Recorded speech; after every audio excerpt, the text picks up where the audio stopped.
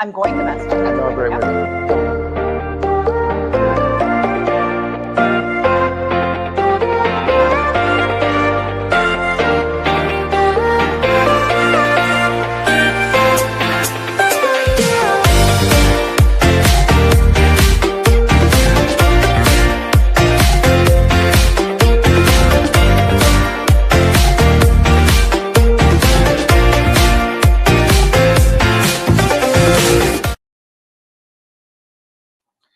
So this morning I was telling my wife in the hotel room, I don't get nervous anymore. Like, wow, like I'm really good at this.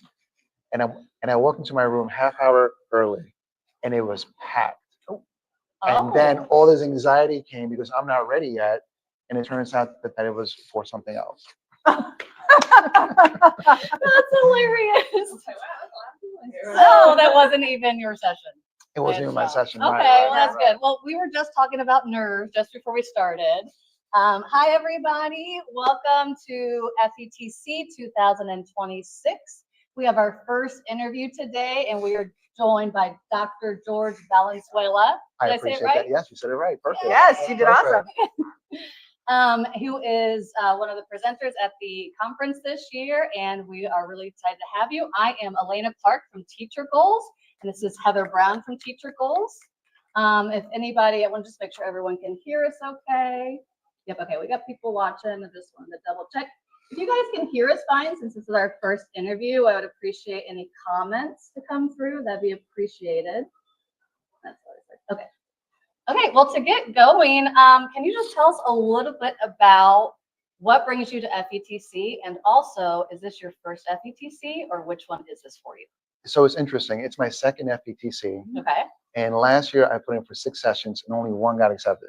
Oh, Wow. It was a 2-hour session for administrators. Okay. And I said to myself, do I do this? Do I go 3 hours flying, paying for a hotel, flight, For all one of that session. for 1 session? And something said, do it. I met Jen Womble. She's great. And Jen said, hey, George, how are you doing? I've been following you, all of that. And she said, I think I might need more of you in my life. So I said, okay, well, I've always wanted to be a featured speaker at the conference. Yeah. So I did my 2 hours, which was full, had a great great. session. And she emailed me a few months ago. And she said, we'd love to have you as a featured speaker. That's awesome. So that's how it happened. that is amazing. Yeah. And you know what? Sometimes I feel like when you only have 1 or 2 presentations, you get to network more and you get to learn more from other people. So Right. you don't have that jam-packed schedule. It's actually kind of helpful. Yeah, and it's all about relationships. It is. And it just takes for 1 or 2 participants that like what you did, that can have a conversation with someone else. Yep. And the people that can change your life Can be in that room. can be in that Yes, room. be in that Right. room watching you. And that's how it works. So we never take anything lightly. We always over deliver. Yeah. Yeah. And if you do that, then it doesn't matter after that. But if you don't do your best, then that's on you. Yes, 100%. So what sessions do you have here this year? So this morning we had Project-Based Learning Plus Masterclass, which was a 2-hour pre-conference. And tomorrow I am doing Empowering Educators, Leading with Love and Instructional Innovation. Oh, What And I time put- is that I'm not sure, but I will share it in a moment. In Okay. a moment, I'll look at my phone, and then after that, I have Heal Before You Reveal, the blueprint for emotionally intelligent leadership, and then on the final day is Igniting Passion to Purpose through project-based learning and AI literacy. I'm glad I'm not the only Awesome. one who forgets the titles of my presentations. They all have to be remixed for all different events, and Yeah, you cater them to Yeah. the event Yes. and you work it. Yeah. Right. And That's sometimes how it you don't works. always Sure. remember all of it. Then you wake up that morning and you're like, what am I doing today? Okay. Yep. Got my schedule and list. Yeah. I And it's so definitely understand funny, like you have a framework or a blueprint of what you want to do. You have your outcomes, but as we saw this morning, like all the participants, they have different questions. They want to know, hey, so how did you do this with AI? Like, how did you clone yourself? Like, explain what that process was. Or one of the teachers said that the world that we live in isn't the world that we were sold.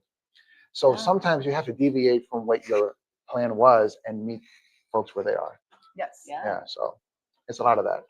So talking about kind of, you just talked about that with teachers. So, with your sessions right now, what are you feeling like teachers are asking for, educators are asking for, and what they need the most with this new 2026? We just started a new year.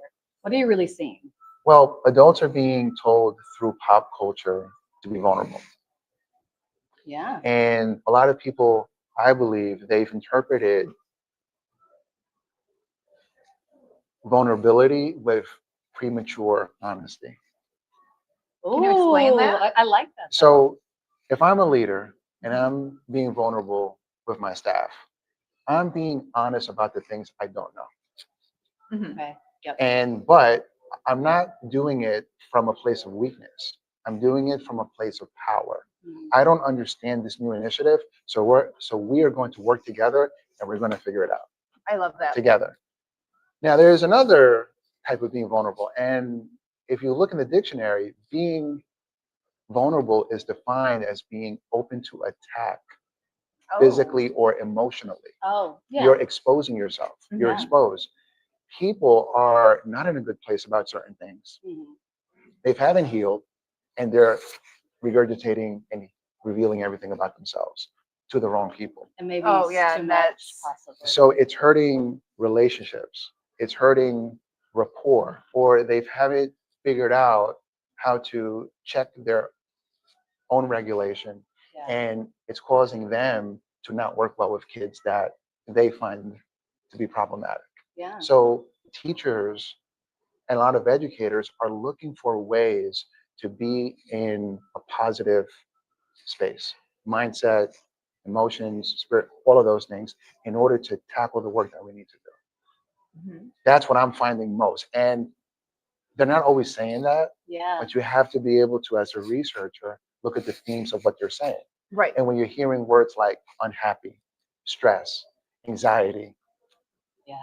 unsure, confused, angry, frustrated, well, that tells me that you're dealing with, that you've backlogged or you've put things on the back burner that need to be dealt with.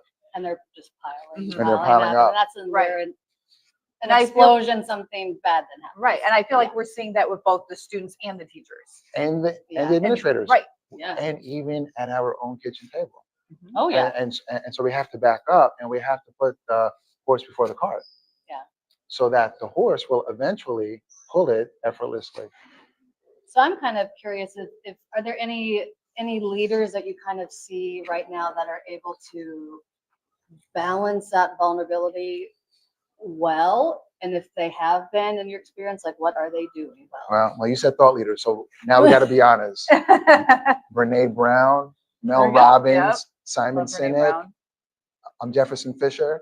These are the people I follow. That's why I listen to, because these are the experts Yep. in thought leadership and in being able to learn the things we need to learn, the mindsets, Yeah. the emotional control, in order to do the work we have to do with people. Yeah. So I that's like why. that. So that's why I listen to, because those are thought So leaders. go out and follow Yes. all those people we just listed Yeah. right now. Yes, for sure. So you mentioned the sessions you already have, Mhm. but I also want to know, are there other conferences people are going to be able to catch you at this coming year? There's a bunch of them. I just haven't memorized all of them, but I know that I'm the keynote for the Ohio STEM conference, Okay. STEM Network. I'm the keynote there. There's one.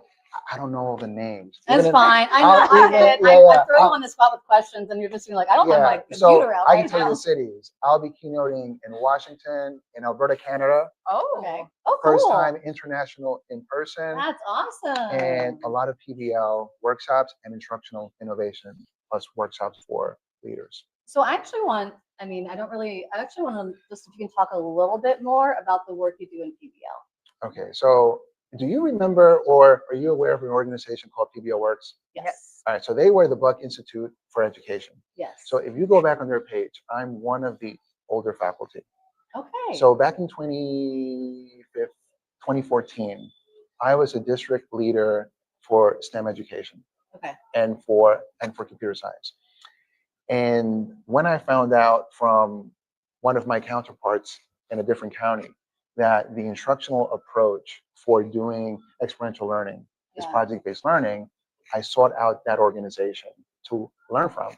But they actually made me a national faculty because at the time STEM was making headway Right. and they needed people that understood STEM and they would give us that pedagogy. Yeah. So I started doing that and I started to be trained around the country. And not right away, but when I started to return to certain places and seeing teachers and leaders who were nervous in my workshop and really unsure of themselves now come back and show tangible artifacts of them showcasing student work with students in front of school boards, Yes. in front of Yes. superintendents, the real work, then I became much more confident in what I was doing. And then eventually it turned into a PhD on the topic. And then I got booked a lot. And in the summer of 2017, I got booked so much that I realized that, okay, you need to do this on your own now. Yeah. And Make that transition. yeah, so my PBL work, if you look at its framework, it's the research informed stuff that all PBL experts know. And the research informed ones that all the experts said, this is what you need in a project, like authenticity, reflection, things like that. But the plus comes from 10 years of looking at data, teacher data from countless workshops. And back in the day, I would work with 500 teachers a year. But if you add that up, 150 times 500 students, Right. Yeah. it's like You made a big 40,000, impact. right? That's a lot of students. And now, it's way more than that. Well, anyway, after looking at all this data, that's what the plus is. The plus is the ever evolving world that we live in. And so I thought it was SEL at first. So the first version of the book of PBL Plus is enhancing academic and SEL skills, but now it's essential life skills, which it allows a teacher to survey children and survey children and the parents to see what they need. So it could be knowledge of self, it could be emotional intelligence skills, or it could be career readiness, depending on where the kids are. So that's where that work is right now. I feel like that helps just cover more of the kids' needs in general. Yes. Right. Well, yeah. And I mean, every kid needs something different. Yeah. if you think about all the teaching that we do in schools, they fall into 3 buckets: academic, career, and life skills. Yeah. And life skills is a lot of different things. Yes. Yeah. Can you dive in a little bit? Because actually, just this last week was meeting with someone and talking about career preparation in high schools. Talk to me a little bit about that. Well, what you do with that. Yeah. So we were talking this. So I created the conceptual framework. It's called the AI for Learning Framework, and it's got 5 steps. And I did not take the route, even though I'm a computer science major and I worked in the industry a little bit, and then I became a teacher, and it's on my license. I didn't come out as an AI expert or anything like that the first year. I don't think any of us would. Right. Unless you do it all day long, I feel like it changes every day. Yeah, I feel like I'm It always a changes- step behind. Right. So I understood artificial intelligence, and you can see this in my previous work. Yeah. But I didn't understand generative AI, not at first, and I was very cautious of how to use this because as a writer, you just can't do that. Yeah. Well, I started to use it on a personal level. So COVID really messed up my eating plan and all of that. So I think it did a lot of us. So I couldn't burn calories how I used to. So I went to ChatGPT and I said, hey, look, I am 50 years old. I am this active. I weigh this much. I want to look like this so I can look really good in a suit. Yeah. And then for my situation, it had me take pictures of the food and put it into ChatGPT, and then it started to do the macros for me. Oh, that's nice. So that's the hard part. Well, Yes. Yeah. what it did was, well, it's like a calculator. Yeah. Right. So you don't have to do like the whole formula, but Yeah. so anyway, so what it did is it filled in, well, it affirmed things I already knew, but it filled in knowledge gaps and it gave me a roadmap for where I want to go. And I think that when you want to accomplish anything, the first thing is having a goal. Right. So when you set a goal, you don't know how to get there. Yeah. But the goal attainment steps you learn from experts. And if you don't have experts available to you, which a lot of us don't, then you use that next best thing. Right. So I use ChatGPT, and anyway, I did it for that, and also how to navigate relationships. I love that. I'm not sure if you guys have you ever had someone ever write you off, Oh, yeah. and then like a few all months the time. later or a few years later, they hit you with a text. Oh my gosh, I was I just miss talking you. about something Right. like that. How are Yes. you doing? Right, right. So that started happening to me a couple years ago, because I'm the kind of person that when someone looks at me, I believe that we're all a mirror to each other. Mhm. And when someone that isn't where they want to be, I'm the type of person that can upset this person Yeah, because we do a comparison immediately. yeah. Well, anyway, and on a side note, they don't realize I'm not what I want to be. Right. We're always improving. Right. So anyway, but make a long story short, when people started reaching out to me and they're like, doubling back, hey, Yeah. can I talk to you? I started realizing that I can't do this Yeah. with everyone. So I went to ChatGPT and said, hey, listen, this is what's happening. And then it broke it down for me. There's human nature, things that we're born with.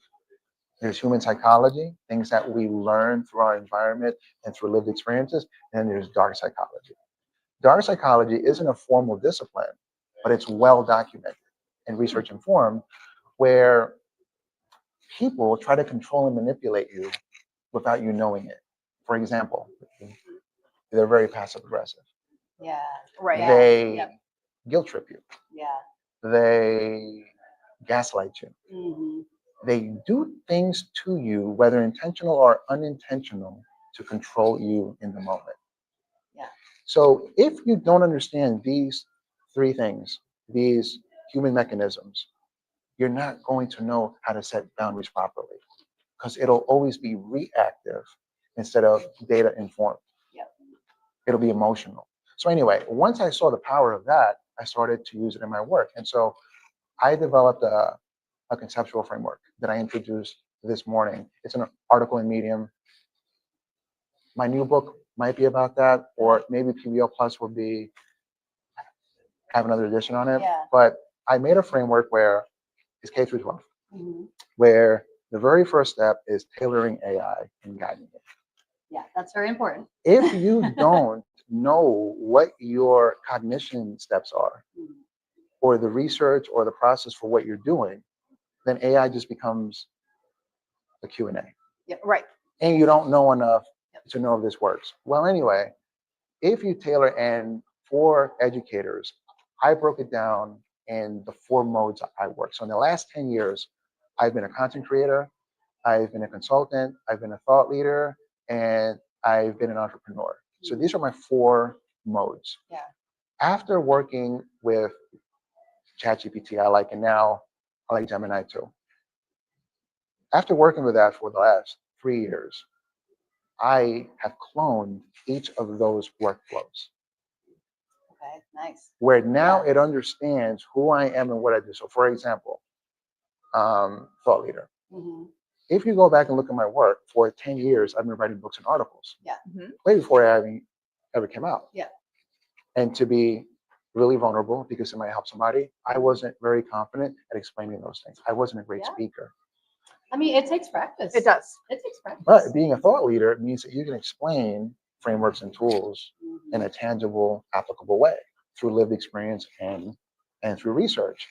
Well, now AI is helping me structure those same frameworks I already had in my back pocket into content that the algorithms support. Oh, I like Instagram and that. TikTok want 25 to 45-second videos.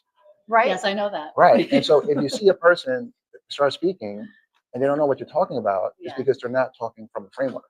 They're not talking from lived experience. It's motivation and all that. If you see what I'm saying, you can tie it back to something I wrote or did years ago. So anyway, And your content's great. thank you. Well, You need to follow him. His content's great. it's a work in progress. It's great. No, your content's great. It's great. But what I'm saying is I've cloned each of these processes. So how does that look like for kids? Well, we want them to start with just setting preferences. Mhm. Explain this to me in step by steps Mhm. so I can understand these concepts. be affirming, but be honest with me. Mhm. AI can be an affirming machine, Yes. and we don't want that Yeah, either. that's We want honesty. That's true. So now, after you knowing how to guide and personalize AI, and I really caution teachers, or I impress upon teachers to understand, you have to start from thinking frameworks and from routines and processes Right. before you can set preferences. Yeah. For example, I like to be stoic. I believe in God. Mhm. I believe in science and research also. Yeah. I need my responses this way Yeah. because that's who I am. So they have to know themselves first. So I wouldn't just throw kids in there just like that. Yeah. So now is once I set these preferences, now I can learn how to be a creator by designing and evaluating AI with AI tools. And so what I've done in my work, is it's an edutopia, is I've seen that people are using tools, but don't really have an understanding of what the tools exactly do. Yeah. So rather than breaking down language models for folks that aren't computer science majors, Yeah. They don't, I mean, they're not gonna care No. about that. they're not going to care about that, right? You know what I they, mean? they just want the end result. So Yeah. I've categorized AI platforms for learning. Okay. ChatGPT, Magic School, all those. Yeah. It really depends on what you're using, but it's tied back to another framework. It's by digital promise, is to use, evaluate with technology or something like that. It's Mhm. 3 simple things. Yeah. Well, anyway, the AI platform is for helping you learn. It's a thought partner, making scripts, things like Yeah. that, just learning. But then the AI empowered tools are for your content creation. Okay. So you're Yeah. using the AI platform to learn, and you're using the tool to synthesize an amalgam of all those things into text, audio, or visual. Yeah. Okay. Look, he's gonna have to do some content training. I know. I have this almost like a tree in my head right now with all these Yeah. branches. All of that's in all of that's in my sections this year. And then the Okay. final 2 things is, now that we know how to tailor AI, we can design and we can create and evaluate. Now the next step is to understand the impact of AI socially, beginning Yeah. with me and the environment and the world that we live in. So if you look at our country, we didn't put any guardrails on social media, No. but the UK and China did. Yeah. Okay. And there's a lot of mental health here. Right. It's a lot. And if you look at CDC data, 4 out of 10 high school students report feeling sad and hopeless. Yeah. But so that's like one thing. And like, I'm not overly pessimistic or overly optimistic, but I Yeah. try to be a realist. Yeah. Mhm. It's okay not to be okay, but Yeah. you can't stay there, because if you look at other data, more than half of the kids surveyed in high school say we use AI but don't understand it. Yeah. Right. Yeah. And then that's bad, because if you look at what industry projects, 70% of jobs are going to change by 2030. Yeah. So what are we going to do? Right. Be stuck again like how we were in COVID, or do something about it? So anyway, once you start to look at the impact socially, Mhm. now this is data as a high schooler that we can explore and we can present in projects Yeah. through content Yeah. or at the environment. Which captures that. Right. Right. Because you see the environment. So the cost of AI on the environment is energy, water, and carbon. Right.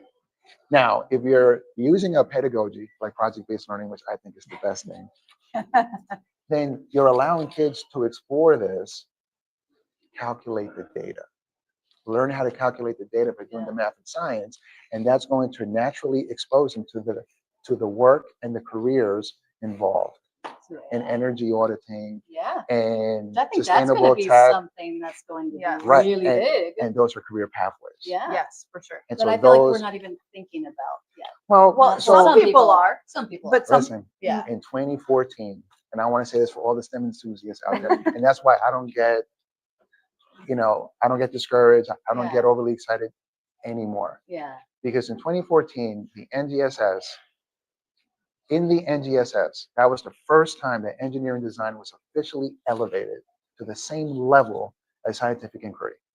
Really? It was. Think about it. Yeah, you're right. That's why we called it STEM, Yeah, engineering. yeah, Right. yeah. Science, math, and technology change according to the problem that you're trying to solve. But the Yeah. engineering design process stays the same. It's true. Yeah. Okay. But the teachers weren't trained. Yeah, of course they weren't. Except, except the ones who were passionate and And- went to FETC and went to ISTE and Attended his sessions. well, not Or, back well, I then. mean, Right. Well, lots of anyway, sessions. well, only those folks that were really passionate about it Yeah. learned what to do. Yep. And the rest did not. And then we did not get the ROI Yeah. on all the billions of grant dollars. So I suspect the same thing's going to happen again, like how we did with CS for All and all We'll of that. have all that come out. We'll Yeah. have grants for it, but then how much of that will actually reach the teachers? Right. Yeah. Yeah. Or our knowledge be at the point where we can make it applicable. Yeah. Yeah. And so I Yeah. think our job is to plant seeds and to model best practice or what we know is good practice based on our lived experience. Yes. And that's the best we can do. Yeah. And then pray that God works it out. Yes. Yeah. And then just pray that everything's gonna be okay. Yeah. Well, and I don't know, but Do what we can to make the impact we can on the world. yeah. And I think that we just have to be honest and start from today, in my opinion, and not really think about too hard Yeah. about what lies we've been told and how, and just start from here. What do kids need now? Yep. And what can I do today? Yeah. Yeah, to make a difference. Okay, well, that was awesome. Before we end, I want to make sure that you share with our audience where they can find you and a little bit more about your books. Okay. Hey, babe, my cell phone, please. Yes. My wife is right here. He's got his videographer, and she did a great job for him. Thank you. Okay, so my sessions first, right? Sessions, and then I also want you to share like your socials. Okay. and your book. So socials at George Does PBL. That is JORGE Does PBL on every single platform. And my website is lifelonglearningdefined.com. And Tell us when your sessions are. so my sessions trying to hit will be, well, I appreciate that. Tomorrow, actually this afternoon at 3:30 to 4:30, I'm at the school leader track orientation, which is for administrators. Tomorrow, on Monday at 11 a.m., I will have my session, Empowering Educators, Leading with Love and Instructional Innovation. And then at 10:30, I have Igniting Passion to Purpose through PBL with AI literacy. You're busy. Yeah. So, yeah. And that's at 10:30 a.m. And then tell us a little bit more about your book. Did you say you have a new one coming out soon? Oh, no. Or you're So, writing? no. So the AI book, I'm not sure yet Yeah. if I'll just make a new edition of PBL Plus Okay. or if I should make it as a standalone, but it's all on Medium anyway. Okay. All the information's on Medium. So I wrote 2 new books in 2025. Where I wrote one and I updated the other. So the first one is for leaders, Instructional Innovation Plus, cultivating teaching teams through action research. And that's about helping school teams, school site-based teams, whether PLCs or whether collaborative teams, learn to use their learning walk data as a way to inform PD, to improve first your core instruction, which is tier 1, your differentiation strategies, and then your innovative teaching strategies like AI, PBL, those things. So that's for leaders and for instructional coaches and anyone that's leading instruction. Yeah. And the second is Project-Based Learning Plus, which is for teachers and all educators. Okay, and actually I have one more question for you. I should Sure, have asked sure. before, sorry. Okay. But I wanted to ask everybody, because we are Teacher Goals. Uh-huh. So what is one goal you have for this year? It could be personal, professional. Yeah, What's the goal you have for this year? yeah, is to continue being consistent Mhm. at all facets of my life. Yeah. And the best way I can do that is to wake up at 5 a.m. So that's my goal. Wake up I at need 5 to a.m. start doing that. Yeah, I'm that's my goal. trying. Yeah. I found that if I can accomplish that goal, I'll be good in everything else. Yeah, then your day just goes better and you get more done. I Right. love that. Yeah. That's a great goal for this year. Yeah. Okay, well, I want to thank you so much for joining Yes, us. thank you. This was My such pleasure. a great time. Make sure you guys check them out. If you're at FETC, come say hello to us. I have Teacher Goals pins to trade, lots of fun things. And I want to thank you all for joining us today. Have a great day. Oh, I'm sure. There we go.